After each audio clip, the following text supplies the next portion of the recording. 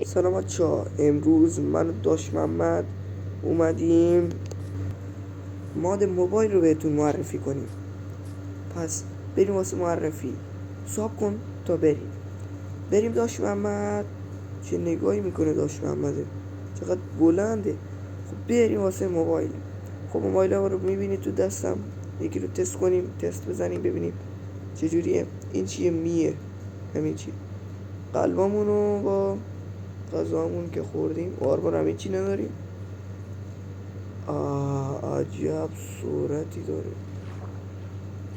چه صورتی داره بچه. اینو حتما تست کنی بچه ها. مادم میذارم توی کانال تلگرامی. کانال تلگرامی هم توی دیسکریپشن هست، حتما بری برداری. ولی این صورت به زود 405 بچه ها. دیگه تست کنی بچه ببینید چی داره. شیری چیزی نداره.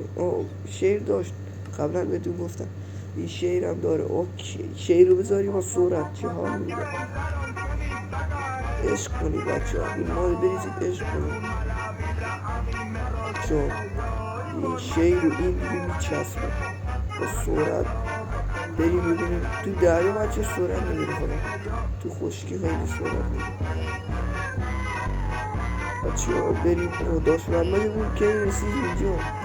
داش محمد جدی صورتمون تموم شد بچه. دیگه تست کنیم ببینیم چی داره. چه دوربین هم داره. اینو تست کنیم بچه. عکس بگیریم. سلفی نگرفته بریم.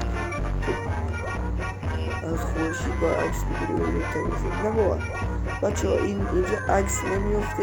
نمیدونم واسه من شاید خراب باشه، شاید واسه شما درست باشه. بریم صفحه های بعدیشو ببینیم. همینطور آهنگشو قطع کنیم بچه ها. سرمون درد گرفت. خب بچه گوگل هم داره، میشه جستجو کرد توش. ببینیم بچه من میاره بنویسم ماینکرافت. سب کنید بنویسم ماینکرافت. بچه با انگلیسی بنویسیم. من نوشتم ولی هیچی نیومد. ببینید باید با انگلیسی بنویسیم بچه ها. و همین هست دیگه بچه ها. پیام هم داره که حالا نمیدونم چجوری کار میکنه. خودتون برید درستش کنید سرش. بچه ها بازی چیه بچه ها؟ عکس سگاست. سگای خوشگلیه بچه ها. بقیه هم ببینیم بچه ها. خود دیگه بقیه خودتون برید ببینید. ماشین حساب هم داره، میدونید حساب کنید دایمنداتون و چیزای دیگه میتونید حساب کنید. اینو اصلا ماشین حسابش کار میکنه یا نه؟ فکر کنم کار کنه بچه ها. بله همینطور ببینید ماشین حسابش هم کار میکنه بچه ها.